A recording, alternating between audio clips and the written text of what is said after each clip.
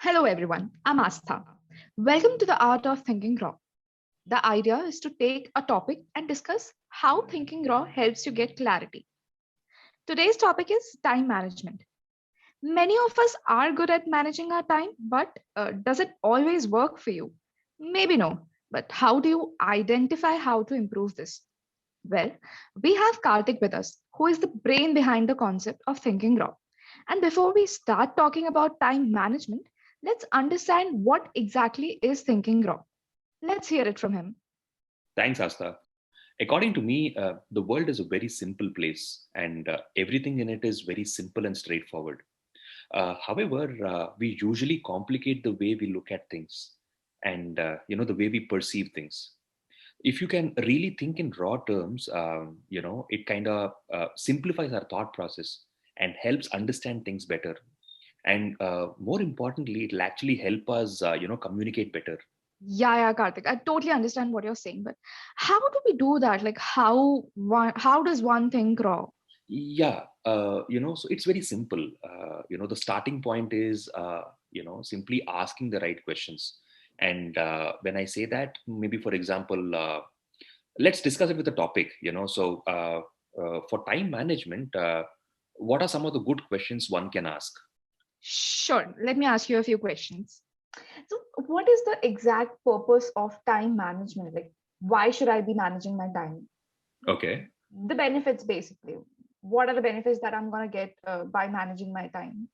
Understand. No, definitely these are good questions, and the way to actually measure a good question, Asta, is to understand whether we are able to progress further with that. So Yeah. to answer your question, what is the purpose of time management? So people usually think time management helps them improve productivity, right? And also Mm. time management helps you be more efficient, so but does it help you understand how to manage your time better? So the questions don't help me answer that or doesn't go in that direction, right? Let me give you what is a good question about time management. Okay. uh, can you really manage time? Yeah. That's, I think, yeah, debatable question. Yeah, Yeah. so simply put, you can never actually manage time. Mm. That's one of the fact which people tend to miss. And what do I mean by that is, see, basically time management is a byproduct. You actually manage Mm. yourself, and Yeah. when you manage yourself, time management actually, I think, automatically happens as a byproduct. Let me help you understand, what do I exactly mean by that. Now imagine Karthik is doing a particular task. Forget Yeah. that there is nothing called as a time in this world, okay? Mm. And whether I start now and I finish after, after a while, it hardly matters, right? Now when time is there, it just counts it. When time is not there, it doesn't Mm. count it. Time is just a counter, actually. It's just a reference. With every second, like life is coming to an end. Time doesn't play any role in your life. It's just ticking, right? Simply put, you can either use your time or waste your time. Time management is a byproduct. Yeah. So basically, if time is not the factor here, so either you do a task or you don't do a task, basically. Yeah, Yeah, that's great. right. Great. So I have one more important question right now here is if time management is a byproduct, like what are the things that we should do to ensure like our actions lead to the better time management? Like what do I have to do to manage my time effectively, to manage my actions effectively? Like do I have to put a lot of efforts? Do I have to make some drastic change in my lifestyle? What exactly is it? That's a very good question, Asta. And the fact is, it's a very, very, very simple task, and the actual process is very simple. People actually complicate a lot in the planning process, and that's a recipe for disaster. And what? But Yeah, please go ahead. yeah, sorry to interrupt, but I have been hearing a lot of people saying like you do 70% planning and then you execute 30% of the time. Like planning is the most important part when it comes to, executing, when it comes to executing something. So how does it fit there? Absolutely. And I would like to make a slight modification there by putting that time management, when you actually plan, right? A good plan Mhm. should always involve execution in that. And without going much into that, I would like to say that when people plan a task, right, they plan to the precision, by saying that I would like Mhm. to start this task at 2:30 p.m. and I want Mm. to finish this in 10 minutes and then jump on to Yeah. the one. But people Yeah. usually fail, right? I think Yeah. fundamentally I'll ask this question, Asta, maybe it also applies to you. Like, why do you think people fail? Um, Maybe because the lack of motivation. That's what I feel most of the time. Yeah, motivation, Yeah. but motivation with respect to, see, end of the day, as we understood, right, human beings do things, so when I'm Yeah. doing something, if I'm not motivated for something which I'm currently doing, either I Yeah. do something else, so like either I sit idle, or I actually, I think, do some other activity, which means that there is something else which is distracting me or interrupting me, right? So Hmm. people fail because, of two things, Asta.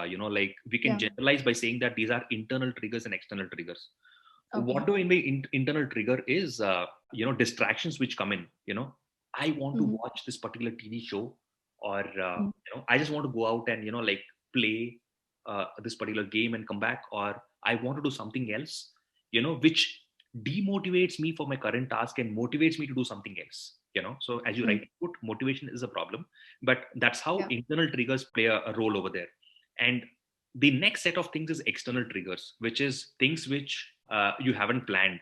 Like, Mm. all of a sudden your friends came in, and you all are like planning someone's birthday, and you have to definitely do the task over this, and it's an Mm. unplanned thing, right? Or somebody met with an accident and you didn't plan for that, so it's distracting you from your current task, right?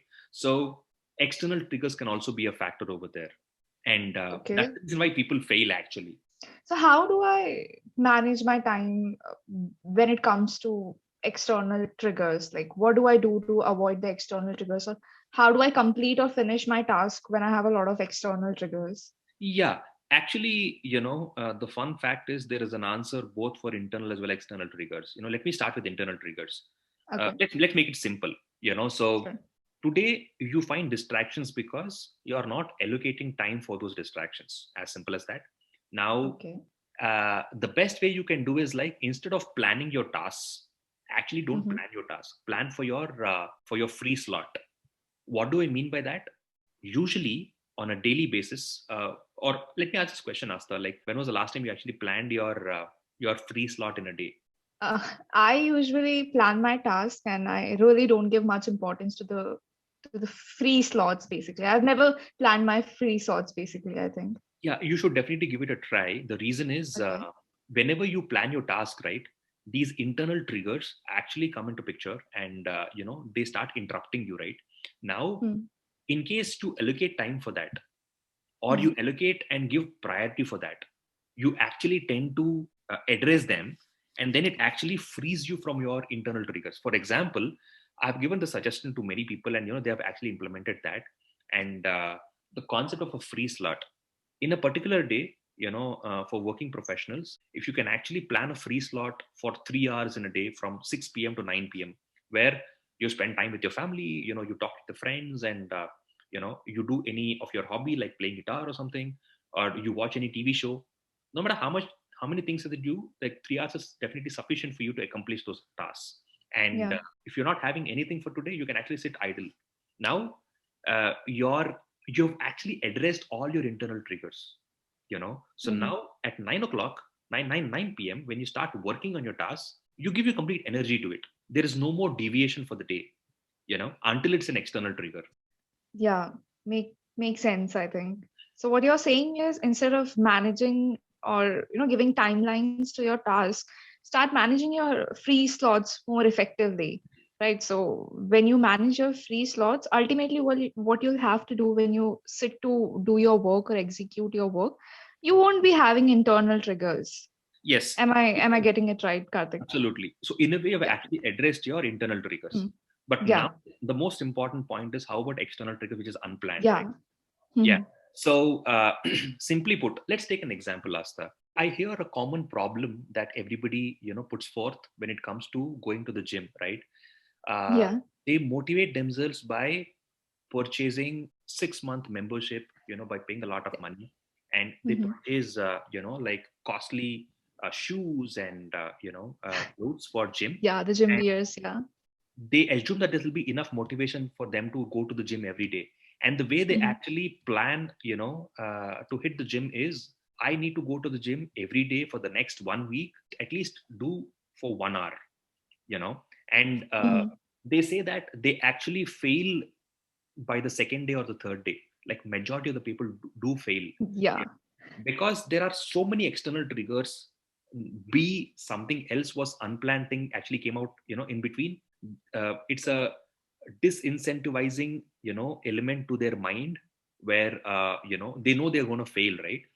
One of the Mhm. primary goal for addressing any of these internal or external triggers is, or simply put for time management, is that you should never fail your mind. You should always Okay. ensure that you'll never fail your mind, because it's your mind which actually helps you do all these tasks, right? Every time you actually ensure that your mind, wins, it helps you be more, in that way you're actually managing yourself well, and effectively you're managing your time well, as a byproduct. So you should ensure that you'll never fail your mind. So going back to the example of the gym, instead Mhm. of, for example, if I ask you to, go do the activity of gym in the next 2 hours and get back, and it's a 1 hour Mhm. activity, how many chances are there for you to fail because of external triggers? Like maybe you can get some kind of a phone call from your reporting manager and saying that there's some other task which came in. Mhm. Definitely there are so many chances of you failing, right? Yeah. What do you think can be the best way to then, do Yeah. this? So I think maybe I should be allocating more time to it. Like, if it's a right way to go about it, like, should I allocate more time to it? Absolutely. And Yeah. ensure that you allocate maybe 3x or 5x or even 10x time to it. And your chances of accomplishing that in that particular time slot of 10x time is Mhm. definitely something you can accomplish. you know Yeah. for example, instead of putting a goal as, I want to go for gym, every day for the next 1 week for 1 hour activity. Instead, if you put a goal of, I want to at least hit the gym twice in this week, your chances of Mhm. accomplishing that will be higher. And Yeah. you will definitely ensure that you will not fail. Even if you put a seven Yeah. day activity as a goal, you may Mhm. end up only doing two days.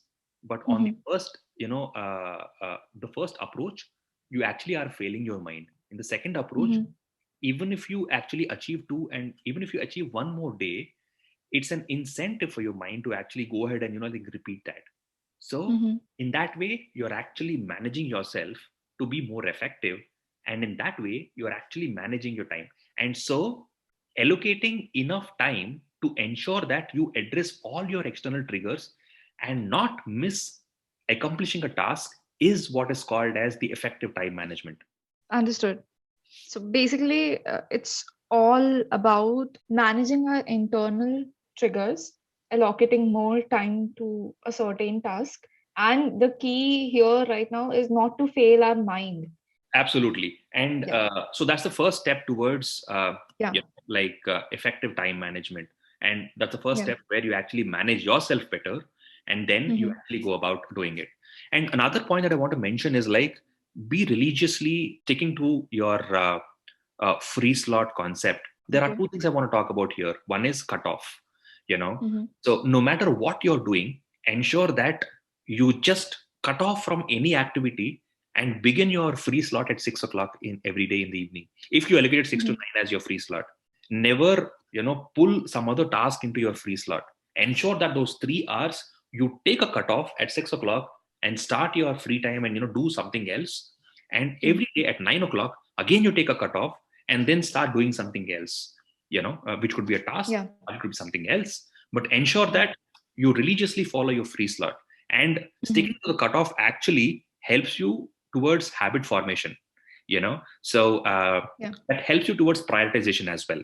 How do we prioritize? Like, most of the time, I think this is the main question that a lot of people have. Like, we actually struggle with prioritizing our stuffs, our tasks. So what do you have to say about prioritizing our tasks?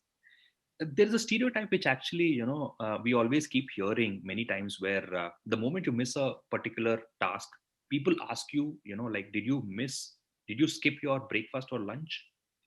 And Yeah. it's a stereotype we keep hearing, right? But it's actually true, Mhm. like they're not able to convey that in the right way, but it's actually true. What do you mean by that? Basically, we are subconsciously prioritizing one task over the other. Let me give you an example. During your school days, when you had an exam the next day, maybe a board exam, Mhm. Yeah. every task that you do, everything that you do, before the exam, before the d-day, Mm. you actually plan everything around the exam. For example, if your friends come home, you know you don't attend them because it will affect your exam which is there tomorrow. If you know like your parents are going out, you don't go along with them, and you plan depending, like in a way which will not affect your exam tomorrow. Even if you get a chance to do your dinner early, Mhm. you plan that accordingly so that you make your time effective, and everything is planned with your exam in mind. Simply put, Mhm. the exam or the task becomes your center of the universe. Now, Okay. that's very important for you to like help prioritize. For example, if you plan your free slot, no Mhm. matter anything that comes or interrupts in between, you Mm. prioritize your free slot above everything else. Okay. Imagine you're actually doing a task, you ensure that you prioritize this task over everything else. And since you allocated 3x or 5x of the time, if something is inevitable, you can always take it up, Mm. because a half an hour task which was allocated for 3 hours, even if something else comes up in between and it's inevitable, you can always address that and you still have some time to accomplish this.